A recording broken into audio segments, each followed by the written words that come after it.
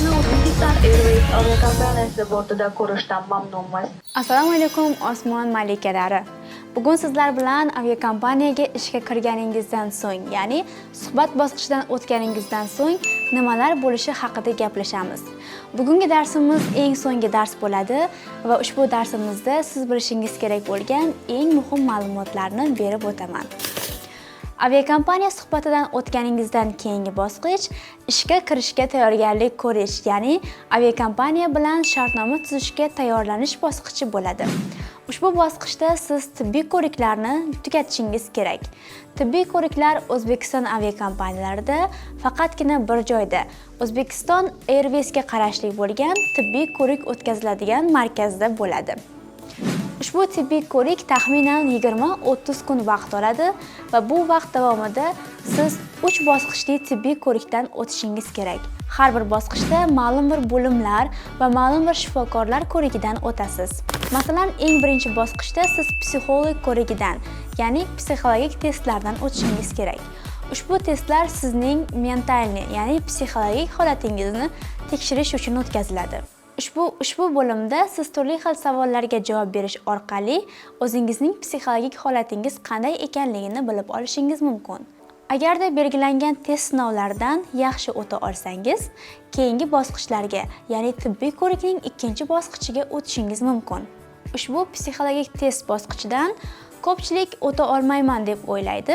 Bu testdan o'tishning eng yaxshi yo'li shunchaki uyquga to'lgan holatda va to'q qoringa borishingiz kerak. Chunki sizning organizmingizdagi holatingiz testingizdagi natijalarga ta'sir ko'rsatishi mumkin.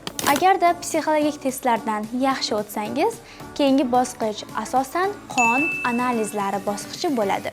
Ushbu bosqichda videolar davomida juda ham ko'p aytib o'tganim, qoningizdagi leykositlar, eritrotsitlar va boshqa ko'rsatkichlarni o'lchashadi. Agarda sizda qoningiz belgilangan tartibga ko'ra to'g'ri kelmaydigan bo'lsa, siz boshqa tibbiy ko'riklarga yo'llanma ola olmaysiz va qachonki siz sog'lig'ingizdagi ushbu muammoni to'g'rilab, yaxshi ko'rsatkich bilan kelganingizdan keyingi bosqichlarni boshlashingiz mumkin.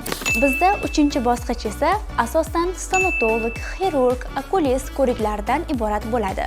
Ushbu ko'rik davomida siz barcha shifokorlardan yaxshi, sog'lom degan yo'llanma olishingiz kerak. Ushbu ko'riklardan yaxshi o'tib olish uchun siz o'zingizni hozirdan tayyorlab borishingiz kerak. Ushbu tibbiy ko'riklar taxminan 1 oy vaqtingizni oladi va tibbiy ko'riklardan yaxshi o'tib, sog'lom degan hujjatni olganingizdan keyingina o'qish bosqichlariga yo'llanma olasiz. O'zbekiston aviakompaniyalarida trening Uzbekistan Airwaysga qarashli bo'lgan trening sentrda olib boriladi. O'zbekistonda yagona trening sentri aynan mana shu hisoblanadi. Trening sentrda o'qish aviakompaniyalarga qarab turli xil muddatlarda bo'ladi. 40, 50 yoki 60 kun. Trening sentrda o'qish davomida ham siz turli xil fanlardan bilim olasiz va imtihon qilinasiz. O'qish jarayonlarida ham imtihonlardan muvaffaqiyatli o'tgan kandidatlargina oxirgi bosqichga yetib boradi va bort kuzatuvchilik sertifikatiga ega bo'ladi. Ushbu bosqich chet el aviakompaniyalarida ham shunga o'xshash holatda ketadi. Agarda siz chet el aviakompaniyalariga ishga kirsangiz, keyingi bosqich ko'chib o'tish, ya'ni vizaga tayyorgarlik ko'rish bosqichi bo'ladi. Siz viza olishingiz uchun aviakompaniya talab qilgan hujjatlarni to'ldirib yuborasiz va aviakompaniya hujjatlaringizni viza olishingiz uchun topshirishadi. Agarda siz viza bosqichidan muvaffaqiyatli o'tsangiz, keyingi bosqich o'zingizning davlatingizda birinchi bosqichli tibbiy ko'rikdan o'tish hisoblanadi. Bu tibbiy ko'riklar rentgen, UZI kabi yengil ko'rinishdagi tibbiy ko'riklar bo'ladi. Va tibbiy ko'rikning keyingi bosqichi esa o'sha aviakompaniya joylashgan shaharda davom etadi. Tibbiy ko'riklardan muvaffaqiyatli o'tgan ishtirokchilar esa trening bosqichini, ya'ni o'qish bosqichini boshlashadi. O'qish bosqichi chet el aviakompaniyalarida 60 kun davomida bo'ladi. Va ushbu 60 kun davomida siz to'liq bort kuzatuvchilik kasbiga tayyorgarlik ko'rasiz. Va o'qish davomida ham sizga oylik maosh to'lanadi va yashash joyi bilan ta'minlanasiz.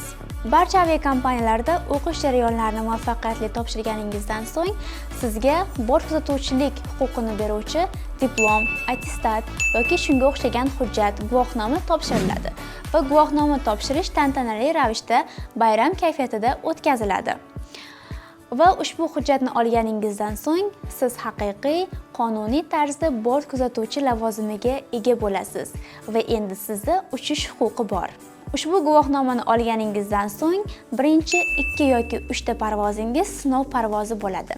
Chunki aytib o'tganimdek, ba'zi odamlarning organizmi parvoz rejimiga moslashmagan bo'lishi mumkin yoki parvoz vaqtida o'zini juda ham yomon his qilishi mumkin. Aynan mana shu holatlarni tekshirish uchun, undan tashqari siz o'rgangan bilimlaringizni amaliyotda qo'llay olasizmi yoki yo'qmi bilish uchun sinov parvozlari sizga belgilanadi. Agarda ushbu sinov parvozlaridan a'lo darajada o'tsangiz, siz haqiqiy qonuniy tarzda parvozlarni erkin boshlashingiz mumkin bo'ladi. Bundan keyingi jarayon esa sizda bort kuzatuvchisi bo'lib ish faoliyatingizni davom ettirish bo'ladi. Oldingi videolarimizda gaplashib o'tganimizdek, bundan keyingi bosqichda siz turli xil davlatlarga sayohat qilasiz, yangi do'stlar orttirasiz va bu kasbning barcha yaxshi tomonlaridan foydalanishingiz mumkin bo'ladi. Aviakompaniyalarga ishga kirgan paytingizda siz bilan turli xil muddatda shartnomalar tuziladi va shu shartnomalarga agarda rozilik bildirsangiz, imzolaysiz va o'z faoliyatingizni boshlashingiz mumkin bo'ladi. Bu shartnomalar turli xil ko'rinishda bo'ladi va har bir aviakompaniya shartnomasi turli xil ko'rinishga ega bo'lishi mumkin. Masalan, ba'zi bir aviakompaniyalar bilan shartnomalar har yili yangilanadigan 1 yillik shartnoma sifatida imzolanadi va boshqa aviakompaniyalarniki esa 3 yil muddatga imzolanishi mumkin. Ya'ni siz 3 yil davomida aviakompaniyada faoliyat yuritasiz va keyingi 3 yilligingiz avtomatik tarzda yangilanadi. Ya'ni o'z-o'zini yangilovchi kontrakt bo'yicha ishlashingiz mumkin bo'ladi. Bizda O'zbekiston aviakompaniyalarida ham har bir aviakompaniyada turli xil shartnomalar mavjud. Masalan, agarda sizga aviakompaniya o'z hisobidan pul to'lab sizni o'qitadigan bo'lsa, sizda majburiy tarzda 1 yoki 2 yil ishlab berish shartnomasi bo'lishi mumkin. Bunday holatda agarda siz belgilangan muddat bo'yicha ishlasangiz, hech qanday muammosiz boshqa ishga o'tib ketishingiz mumkin. Agarda shartnomada belgilangan muddatdan ertaroq aviakompaniyadan ketish istagi sizda paydo bo'lsa, aviakompaniyaga sizga to'langan o'qish pullarini qayta to'lab berish majburiyati yuklanishi mumkin.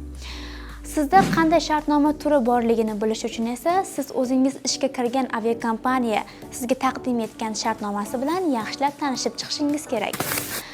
Ko'pchiligimiz bilamizki, biz shartnomalar bilan ishlashni unchalik ham bilmaymiz va ba'zilaringiz balkim bu ishga kirganingizda birinchi marotaba bu shartnoma bilan tanishib chiqishingiz mumkin. Ana shunday holatda turli xil muammolarni oldini olish maqsadida albatta shartnomani har bir bandini yaxshi o'qib chiqing. Chunki shunday holatlar kuzatilganki, ba'zi bir holatlarda ish beruvchilar bilan ish oluvchilar o'rtasida umuman bir-biriga mutanosib kelmaydigan, ya'ni rozi bo'linmaydigan shartnomalar ham imzolab yuborilgan va uning natijasi yaxshi oqibatlarga olib kelmasligi mumkin. Masalan, siz o'ylashingiz mumkin, men bor yo'g'i 1 yil yoki 5 oy ishlayman bu aviakompaniyada va boshqa aviakompaniyaga ishga o'tib ketaman deb. Ana shunday vaqtlarda agarda sizda majburiy kontrakt bo'ladigan bo'lsa, bu sizga qanchadir summa minus olib kelishi mumkin. Ya'ni siz boshqa aviakompaniyaga ishga o'tayotganingizda o'qish pulini, balkim 10 million, balki 20 million so'm miqdoridagi pulni aviakompaniyaga qaytarib berishingiz kerak bo'ladi. Lekin bunday holatdagi kontraktlar unchalik ko'p emas, ba'zi bir holatlarda uchrashi mumkin. Asosan shartnomalar ikkala tarafga ham yaxshi holatda tuzilgan bo'ladi. Masalan, chet el aviakompaniyalarida aytib o'tganimdek, o'qish jarayonlari bepul bo'ladi. Undan tashqari ular sizga oylik mablag' ham to'lashadi va shu bilan birgalikda siz istagan paytingiz shartnomani bekor qilib ketish imkoniyatiga ega bo'lasiz. Aviatsiya va bort kuzatuvchilik kasbi haqida yanada ko'proq bilish uchun mening shaxsiy ijtimoiy sahifamga yoki bo'lmasam Aeropass Academy akademiya saytimga o'tishingiz va u yerdan qo'shimcha ma'lumotlarni olishingiz mumkin. Umid qilamanki, sizlarga ushbu darslar davomida berib o'tgan bilimlarim va ma'lumotlarim foydali bo'ldi va sizga kelajakda ushbu kasbni egallashingizda o'z hissamni qo'shdim degan umiddaman. Sizlar bilan samolyot bortida ko'rishguncha xayr.